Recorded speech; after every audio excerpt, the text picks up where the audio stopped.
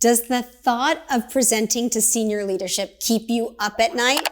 Don't worry, I've got your back. Stay tuned. Next on Moxie Talk, we're talking about everything you need to know to give a killer executive presentation.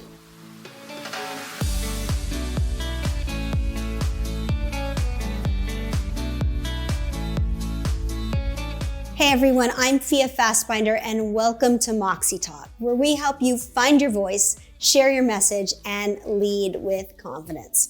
Well, here at Moxie, behind the scenes, we took some time to look at my most popular videos, and by far and away, the most watched video and the most requested video is how to present to senior leadership. So, by popular request, we've got more content for you on how to present to the executive team. We're going to start with soup to nuts, everything you need to know from the minute you find out that you have an executive presentation to the minute you log out of that Zoom meeting or walk out of that boardroom. We're going to take a deep dive into all of this. So here we go. How to present to senior management, part 2.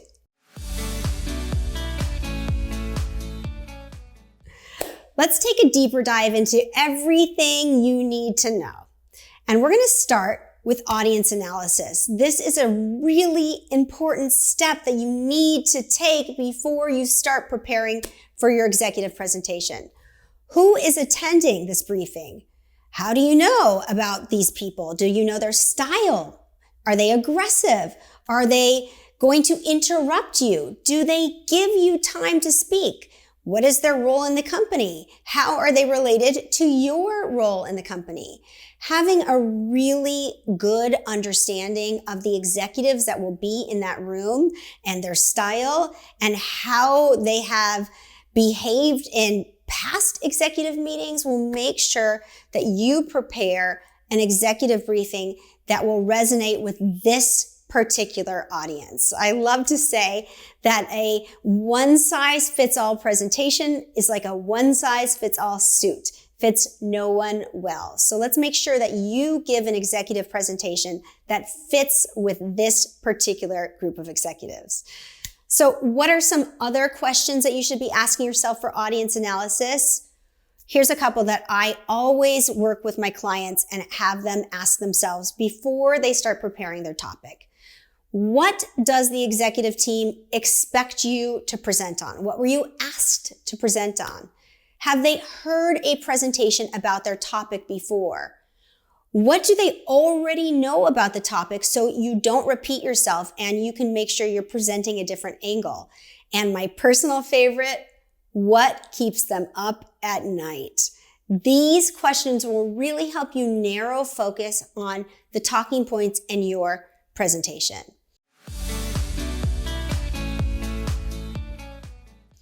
So now you've done some great audience analysis. You have a firm understanding of this executive team and what they want you to speak about. Now it's time to ask yourself some questions about the actual content. And there are 4 questions that you need to make sure that you ask yourself before you start preparing your content.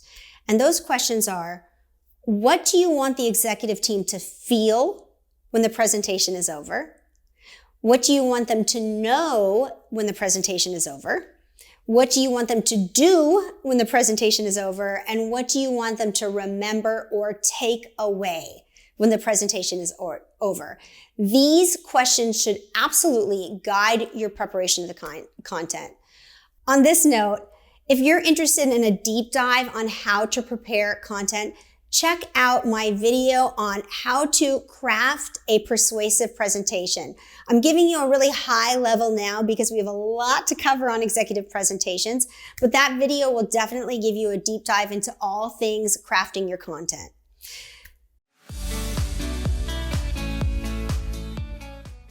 Okay, here it goes, a high level overview of how to craft your content. Your content should be in 3 main parts. So this seems really simple, an intro and a body and a conclusion, but we're going to break it down from there so that you know exactly what should go in each of those parts. Now, as an FYI, for the 4 audience analysis questions that you answered, the feel usually gets established in the introduction because this is where you set the tone of your presentation. The know gets established in the body presentation because this is the meat, right? Where this is where you get all the information in. The do, remember, and takeaway are in the conclusion and the bridge.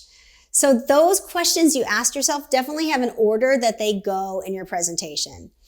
So what should you put in your introduction? Introductions are made of 4 parts. The first is your greeting. That's when you introduce yourself and your topic, even your position, to the group of executives.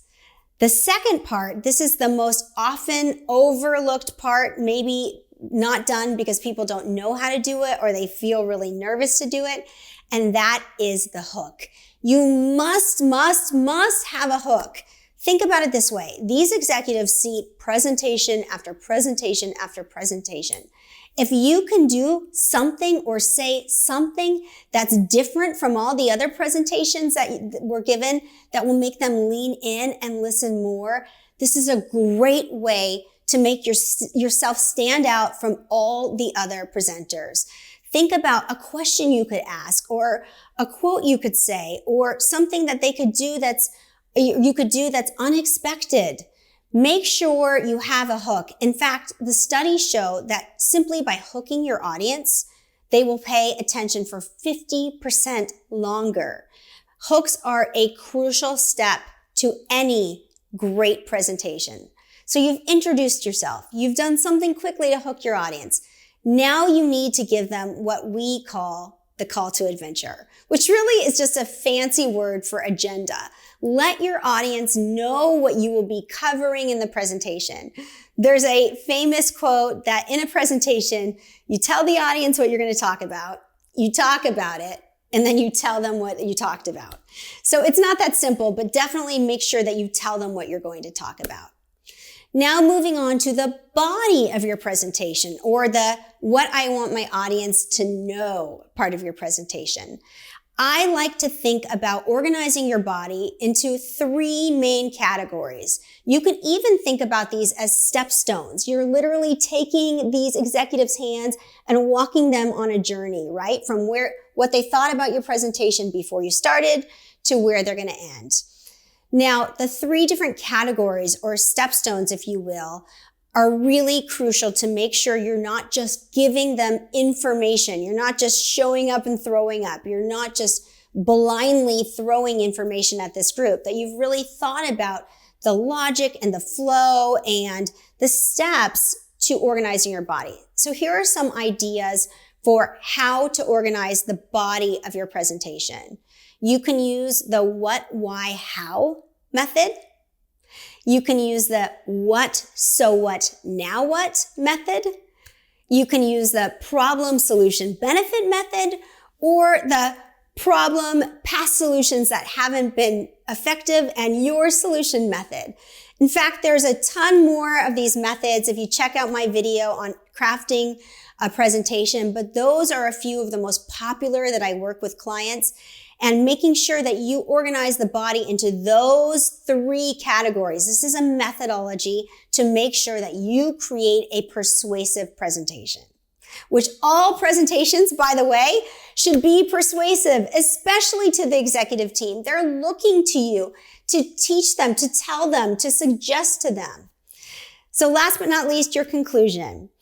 There are steps to your conclusion as well. First of all, you want to bring it back to the beginning and your main point. That's really important to go back. Recap briefly what you talked about. You don't have to take a deep dive, just recap briefly. And then provide your call to action or synthesis or bridge. Now, a call to action is when you actually want your audience to do something or think about something when the presentation is over. Another way is just a synthesis. If there's no action to take, then you want to synthesize all this information for them. Don't just give them the information. Tell them what they should think about the information. And then you want to bridge it back. Bridging it back to your team, to the other presentations, to what you're asked to talk about. So again, this is the crucial step, making sure you synthesize and bridge and suggest. This is why you are giving a presentation. If they just wanted numbers or they just wanted, information, they could have gotten off a report. They're asking you to synthesize it for them. So make sure you take some time to think about how to synthesize this information.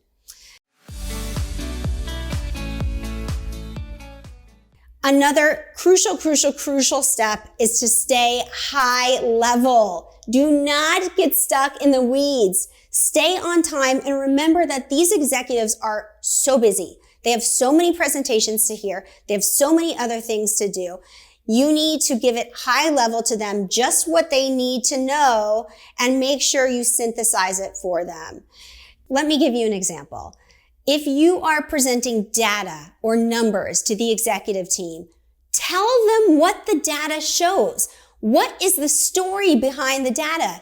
Don't just give them the numbers. Synthesize and provide next steps or recommendations. Tell us if the numbers show that we're doing better or worse, or that we should take these next steps, or we should do nothing at all. Make sure that you don't just give the numbers. You tell them what they should think about the numbers or the data or the information, and keep it high level. Leave them wanting more and end on time. If they have anything else they want to know, they will absolutely ask it in the Q&A.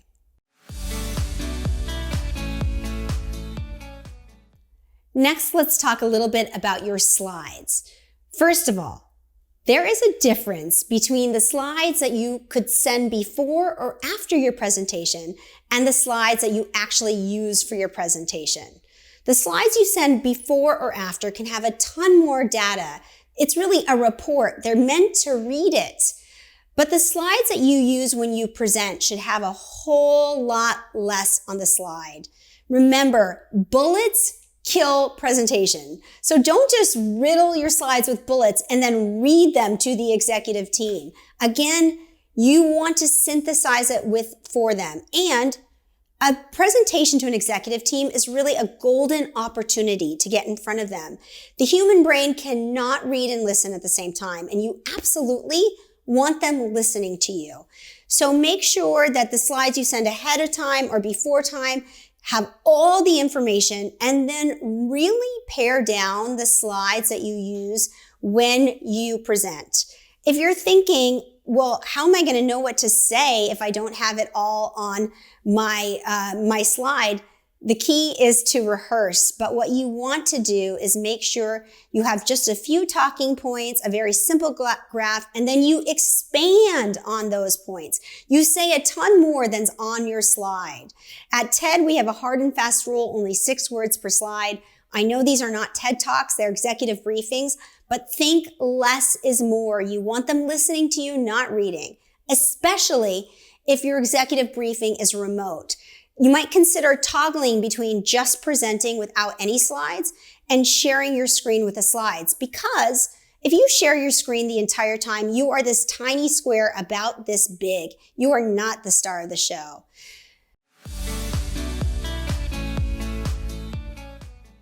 So if this sounds really difficult to you, it actually is pretty difficult, but if you rehearse, you can nail this every time. And rehearsal is key to confidence. Here are some general rules for rehearsal. I would suggest 3 to 5 times through your presentation for confidence. This is enough time that you'll know your presentation. You'll feel really familiar with the slides. You won't have the deer in headlight moment that some of us have, but you won't have time to memorize it verbatim. And most people can fit in 3 to 5 rehearsals into their busy lives. If you don't think you can fit it in and it's that important that you nail this executive briefing, calendar off the time to rehearse, and make sure when you rehearse, you're doing it as close to the real thing as possible. And if it's remote, make sure you use the technology so that you feel really confident on presentation day. Now, because you're not going to script it out, you're just going to have talking points on your slides, what you want to do is memorize the journey, right? Memorize the order and the flow. Basic talking points about your introduction, your body, and your conclusion, but do not memorize verbatim unless you are one of those speakers that gets so nervous at the beginning of your presentation that you know that you are going to go into fight or flight and blank out on what to say or say things that you didn't rehearse, then I recommend that you only memorize verbatim the first 5 minutes or your introduction to your presentation, because studies show this is when you'll be most nervous, your heart's racing the most, your prefrontal cortex is shutting down, and you might say all sorts of things that you didn't plan to say. So feel free, if you're one of those speakers, to memorize verbatim the beginning of your talk and also the end, so that you can land the plane, as we say in the speaker business, the way you planned it, right? If you really want to punch it at the end and you want a really impactful call to action or synthesis or bridge, you can memorize that part as well. But the rest of it, just memorize the journey. Another huge crucial step in rehearsal is to get feedback. I know feedback is hard, but feedback is absolutely the difference between good and great. And you must get feedback from 2 sources. The first source is a trusted advisor, somebody that is either a great presenter or on your team, a colleague, knows the executive team. Rehearse with them and get their feedback about what worked and maybe what you should change. The other important person to get feedback from is you. I know this is so painful. People feel like their eyeballs are going to melt out if they watch themselves on video, but it's so important. Do not rehearse in the mirror. Do not rehearse in the mirror. Whoever came up with this idea, it's such a bad idea.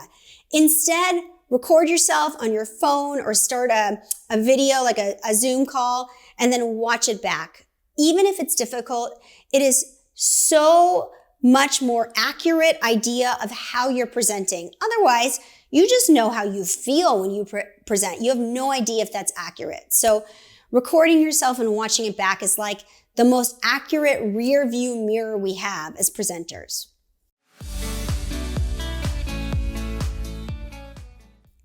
Now, I want to move on a little bit to Q&A and how you rehearse Q&A. You can actually rehearse Q&A. And I know for a lot of my clients, the Q&A section of their executive presentations is the most nerve-wracking.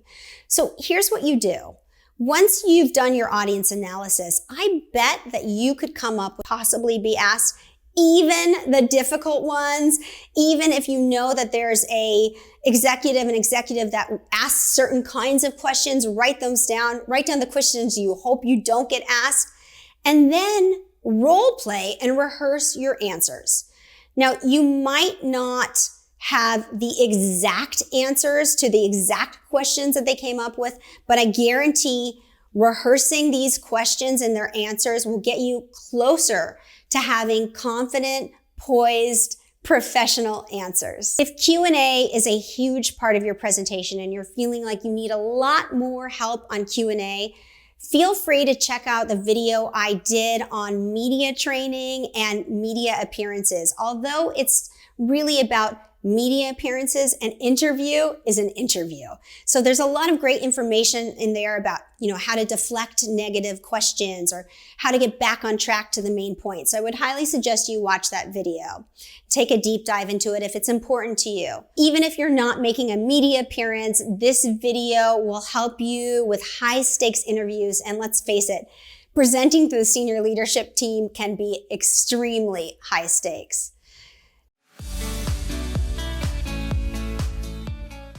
Now, immediately before your presentation, it's important that you do what we call at Moxie a pre-presentation warm-up or a pre-game ritual. Sometimes I like to say to my clients, check yourself before you wreck yourself, because so much success that presenters have is really based on an assessment of how they're feeling and thinking and a pre-presentation warm-up. Many of us get crippled by fear when we find out that we have to give an executive presentation. And they have what I call fear's greatest hits. Whether that's imposter syndrome or fear of failure or fear of not fitting in or catastrophizing. There's so many that happen to us when we feel that fear of giving a presentation, and especially a high stakes presentation. So how you talk to yourself and what's going on in your head is super important leading up to that presentation.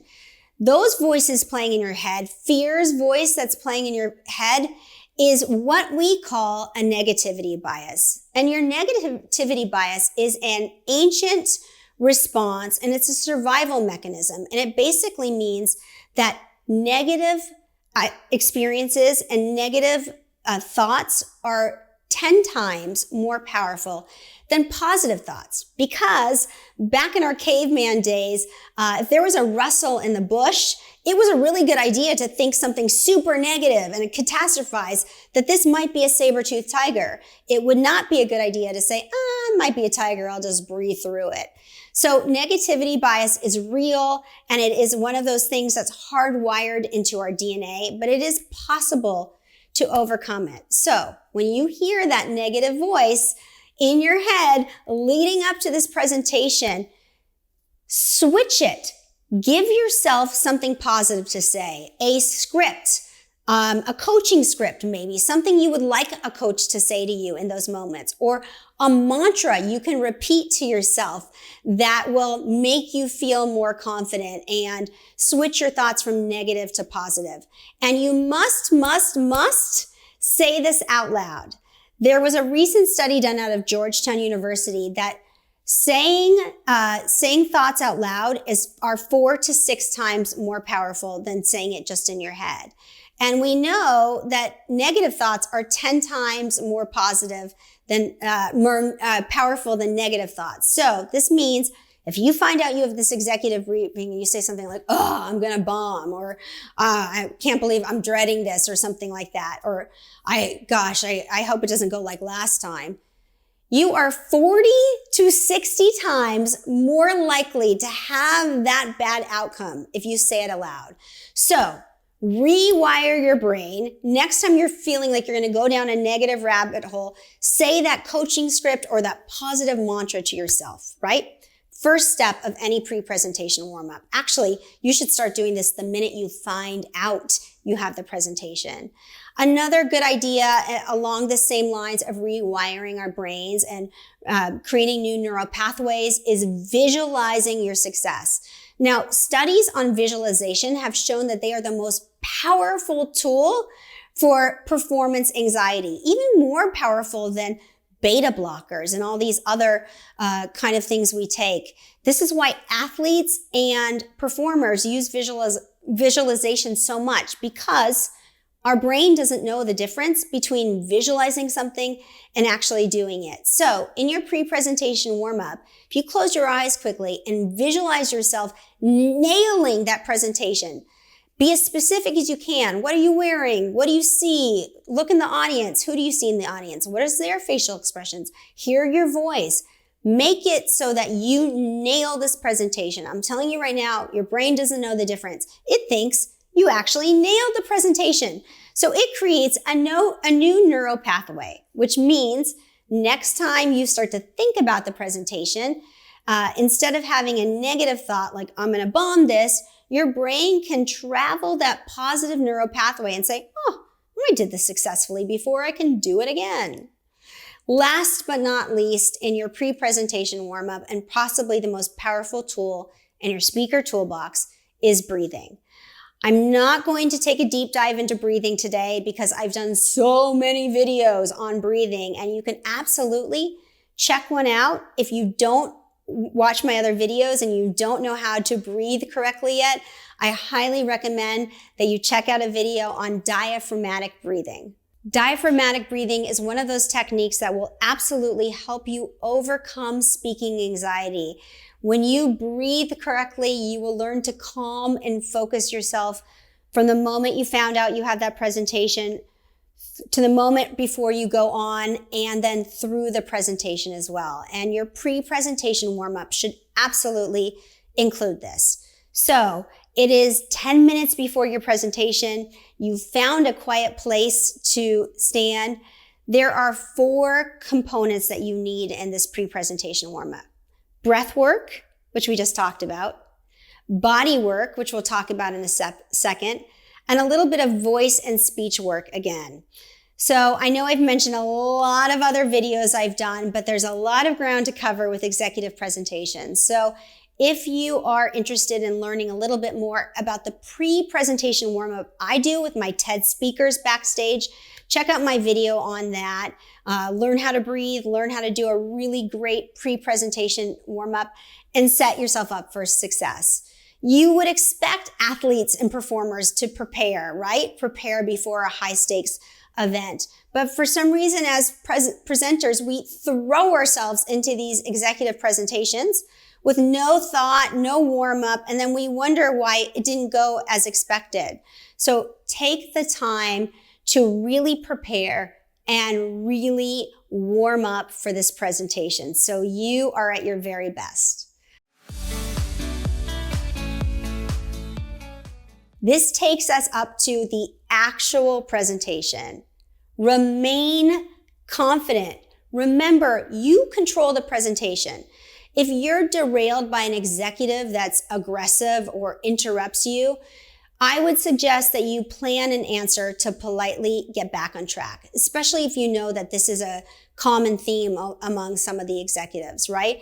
A polite answer like, I want to honor our time here today. I'm happy to answer that question, but if you would give me the time to get through my presentation, I will absolutely come back to that at the end. And in fact, I have a few slides planned on that exact thing. Something like that will make them understand that you've really put some thought and consideration into this presentation, and hopefully that will let them know that you are in control and that they're not going to interrupt. Now, you might have those executives that still interrupt no matter what, but don't let one of those mess ups derail your whole presentation. If you get interrupted and you get flustered, make sure that you let it go, stay in the present moment, and keep going. When we get anxious and we go down that rabbit hole spiral of anxiety, we live in the past. We get stuck in the past. And what happens then is that you derail the rest of your presentation. You crash and burn for the rest of your presentation instead of just that moment. So get out of your head if you mess up or you get flustered, and focus all of your energy outward toward those execs. Are they understanding me? Are they resonating with my message? Are they getting it? So it's not about if they like you. It's not about you going, oh God, I can't believe I messed up. Let it go and send your energy outward. And if it helps, send your energy outward to the positive executive on that team, whoever you can feel that is most jiving with you, vibing with you, giving you positive energy. Try to focus your energy on them. Now, if Q&A is the most nerve-wracking part of your presentation, it makes you the most nervous, make sure that you remained grounded and breathe. Remain grounded and breathe. Literally touch your feet to the floor and wiggle your toes. Any kind of physical sensation like breathing and wiggling our toes on the floor. I know it might sound crazy to put your feet on the floor like this, but there have been studies after studies that have shown actually that touching our feet to the floor and feeling the ground beneath us actually gives us confidence. And there's nothing like physical sensations to snap you back to the present moment. So let's talk a little bit about your body language to make sure your body is conveying confidence. I've done several videos on all things confident nonverbal communication, so if you want a deep dive, watch those. But in general, make sure that you are open and your posture is good. Literally, that your chest is open, you're not closing in, because that definitely makes you look nervous. And that you have good posture and you're sitting or standing tall. You can do this by imagining a string that's attached to the middle of your head and the other end is on the ceiling, and it's slightly straightening out the S-curve in your spine by just pulling you, lengthening you. These will definitely convey confidence as opposed to closed off, small, nervous body language. I had a client who All he changed in his presentations was the way he walked into the room. And the amount of times he was interrupted by those executives went down in spades because his first impression with his body language was confident, I know what I'm doing, I deserve to be here. So open and lengthen. Speaking of confident, I deserve to be here, make sure you're smiling. We have these neurons called mirror neurons, which means that we mirror emotions that we see in people. If you are excessively nervous and your face drops, or you're one of those people whose face drops when you think, you need to make sure that you're smiling. And if you're not sure, again, you'll see it in that video when you watch yourself back. But you don't have to smile crazy through the whole presentation, but it's important to show them that you are happy to be there, excited to be there, purposeful, passionate about your topic. Now that we've talked about body language during the presentation, let's talk about a couple tips that are easy things you can do to really set yourself up for success. The first is to plan your wardrobe the night before. There's nothing to undermine or erode your confidence that's worse than a frenzied digging spree through your closet in hopes of finding something to wear. Set yourself up for success by choosing that outfit the night before. Pick something you feel incredibly confident in, but is professional also, something that makes you look like the boss. That's really the way to go. And if it's a remote interview, speaking of setting yourself for success with easy tips, check your technology. Make sure you are looking directly into the camera. When you look into the camera, it makes you look like you are looking at the people across that screen. So if you're using dual monitors, make sure your notes aren't on the other screen, that they are on the screen below your camera. I even have some clients that will crown their computer screens with sticky notes to make sure that they are looking into the camera. But little tweaks to your technology like this make a huge difference in how people perceive you. Another thing you can do is make sure your lighting is good. You don't want to be in darkness. Make sure your audio is good. If you're using an external mic, you should be fine. But if you're using your computer mic, it was meant to bring in ambient sound, which is not good when you're presenting. So even the earbuds that came with your phone are better than your computer microphone.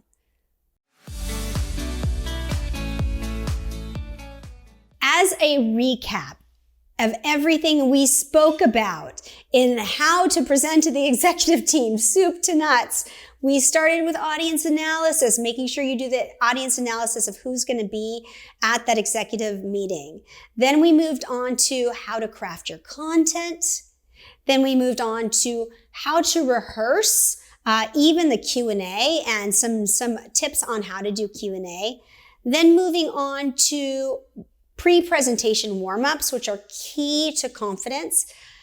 Body language, making sure your body conveys confidence when you're presenting. And then some easy tips for success like wardrobe and your technology. Last but not least, I really want you to think about presenting to the senior leadership in a different way. Change your mindset around these presentations. This should not be a gladiatorial sport. This should not be something you dread. Rather, think of it as an opportunity for you to show your subject matter expertise, your thought leadership, show the executive team what you've got and what you know. And remember that you were chosen to do this presentation by the executive team because they want to hear from you. You are the subject matter expert. Getting in front of this leadership team is a golden opportunity to show them what you know and what you got. And it could open so many doors. So with that, I wish you all success in presenting to that leadership team.